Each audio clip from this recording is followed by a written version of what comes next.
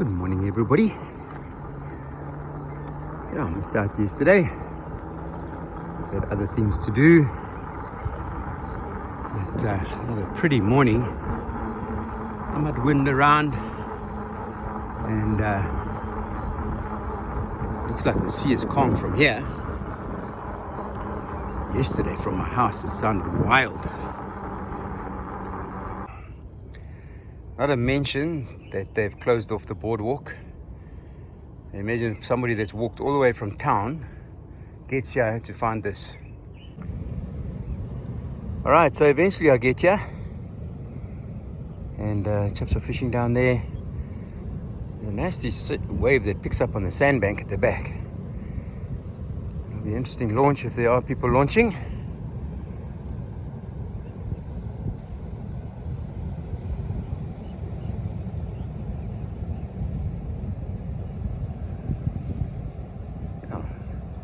But I must say, once the guys are through, I think it'll be a pretty decent day on the sea. And let's hope that the boardwalk is closed for repairs and not closed for the rest of time. As it is an iconic feature of St. Lucia. So we're on a full low tide. And nice to see what it looks like now.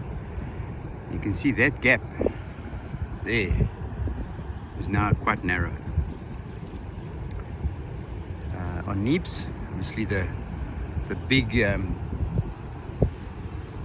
surge of water has now left us, and now we're just getting the flow of the normal Umfolozi River.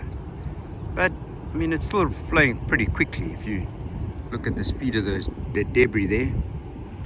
I'd like to know how deep it is now. I'm told 1.8. Hopefully one of the boats will help me out. So I'm guessing it'll be a lot deeper in this area here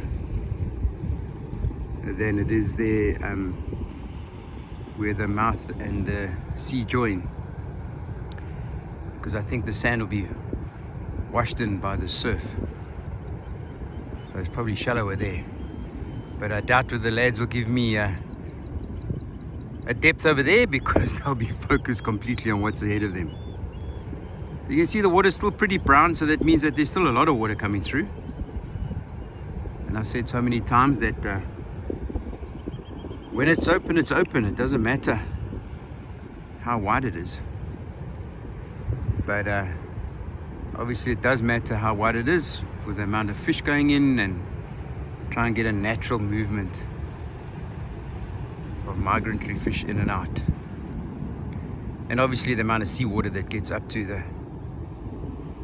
the bridge and the narrows and further up. You have to get a lot of salt water up there. But I think one of the problems we have is that, and I've mentioned this right in the beginning on other videos, is that you need this mouth to be at least half a kilometer wide, with a huge amount of salt water going in. Now it almost looks like there's a sunrise in the west there, as I've scanned around. 2 sunrises this morning, inverted commas. But it looks pretty peaceful down here now. You think of the carnage of that 5 p.m, 6 p.m. on the 10th, when it broke through in the morning. So as you can see, folks, it's pretty calm. Still lots of debris all over the place. And there's our other sunrise. And if you look across there, you can see how high the water was when you get to where the birds are sitting and all the debris up there. That's the height it used to be. And we've used that marker over there quite a bit. I'd love to know the height from the water's edge to the top of that log up there. So it'll be totally different on a spring high. than it is now. I'm guessing probably meter and a half. I don't see the large crocodile that has been around for a while. Now YZ and Papestad have arrived.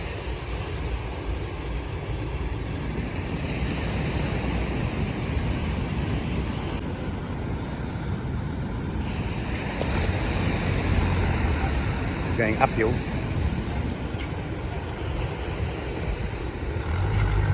There you go. Pretty easy, straightforward.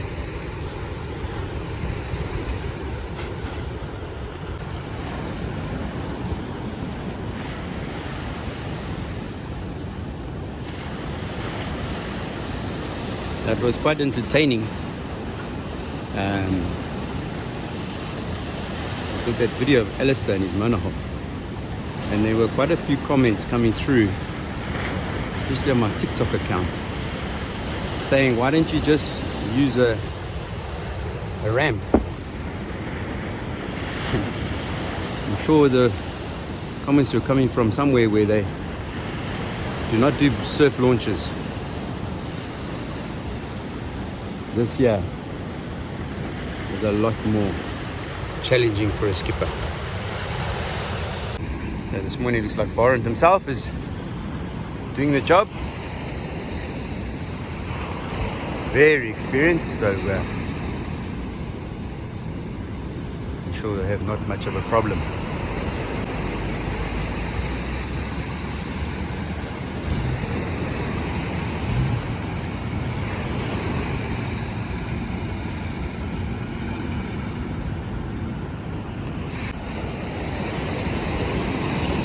See, the current is strong there in the river. And it's reversing quite rapidly there. If you look out, it gets sucked as soon as it goes sideways. And the current catches the side of the hole there.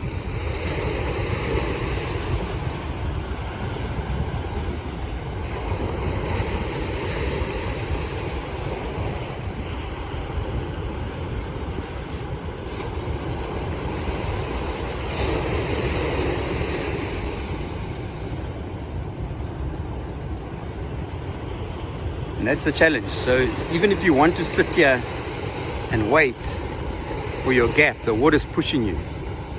So you need to be in reverse just to try and hold yourself. And tell you what, it's going to be a pretty high revved reverse, because when you're reversing, the boat is not designed to go backwards.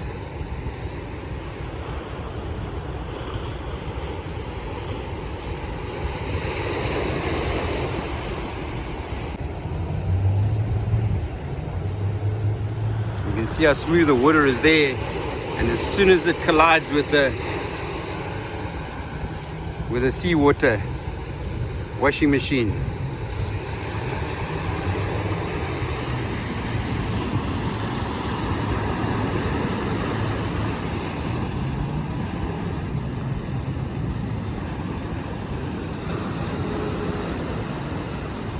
the nasty one building in front of him. And like I say so many times, we are standing here and they are inside there, and what we see and what they see are two different things. But that looks like a good gap there. There's one building onto that bank there. Around it, yep. There we go, that's experience for you. Right there.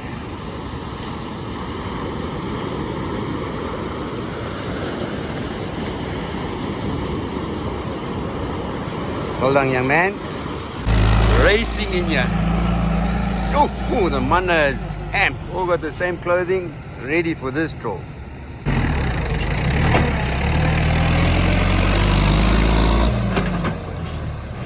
Oh, close.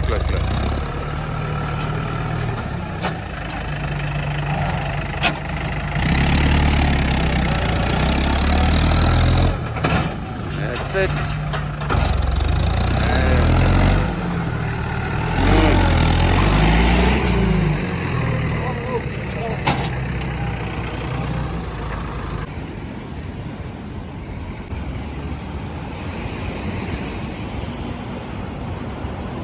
Current strong. Yo. You can see the drop off quite steep.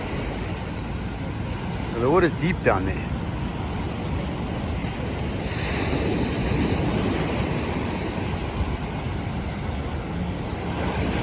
I'm guessing 1.5 meters.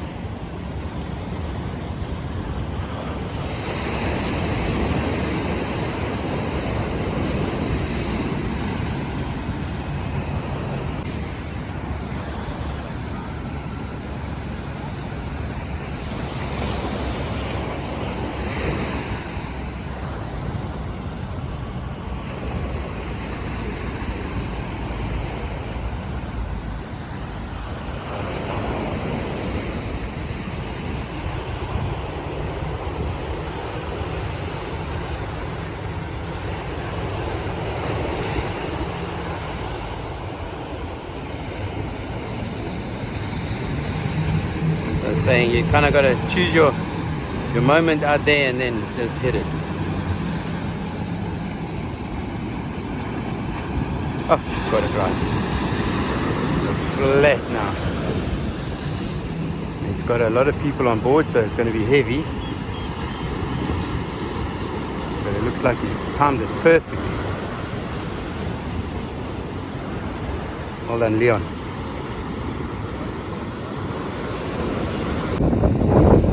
Okay guys, I've come down in the high tide and looks pretty much the same, to be honest, but remember we're heading back towards spring tides, but now you can clearly see the color line, which is really nice. Also with it being nice and bright now, but the surf is angry. I think the energy is pretty high, but it still goes to show now, even on the high tide, that the flow of the water from the fresh water is still going out. So it just goes to show the current is still really strong of the fresh water. Because I thought maybe today it'll be clean on the high tide, but it isn't. You can see, there's quite big waves out there. I might get lucky, 1 or 2 boats coming back. There's only 2 left. Oh, big sea, big sea. Somewhere behind that lot, there's a boat. There you can see it now. It's Fairstad, and I've got a feeling he's going to come in now. But those waves are huge.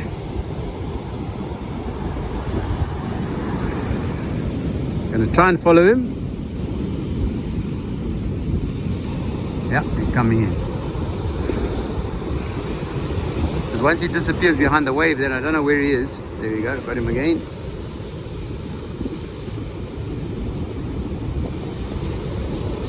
You can't even see him, look at that. You can just see the roof behind the swell.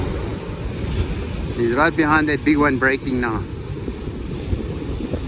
He's probably in between the two. It'll be interesting to see where he comes out. He's still behind. It's a monster. Still can't see him.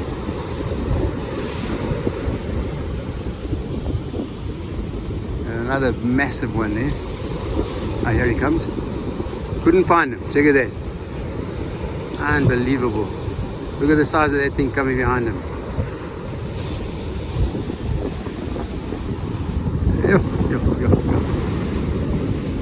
I tell you what, these guys have got skill.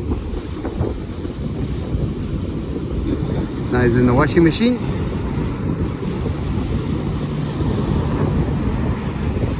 You look at the size of this boat and you couldn't find him behind that foamy.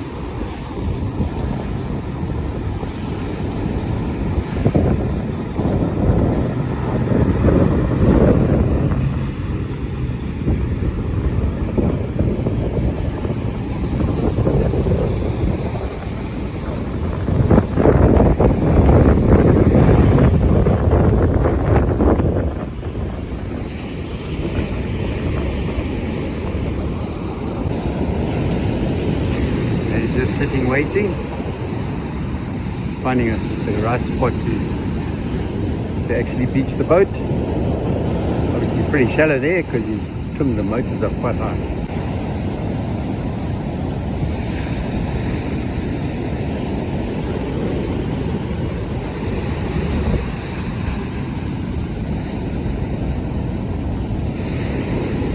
see the current is pretty settled. But the flow of the fresh water is stronger. You can see how the boat's slowly drifting towards us.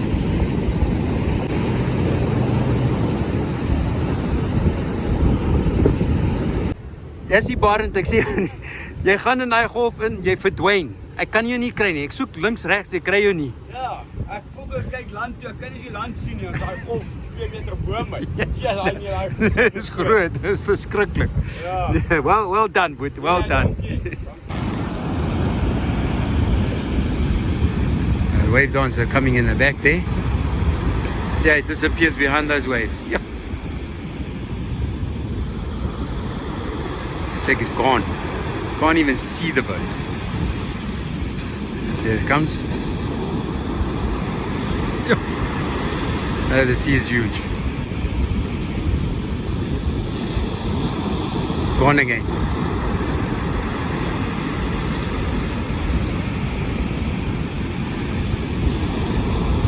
Gone.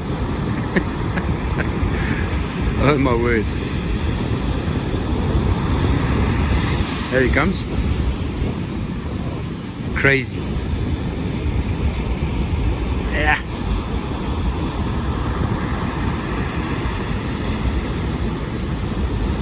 I'm gonna come into the washing machine.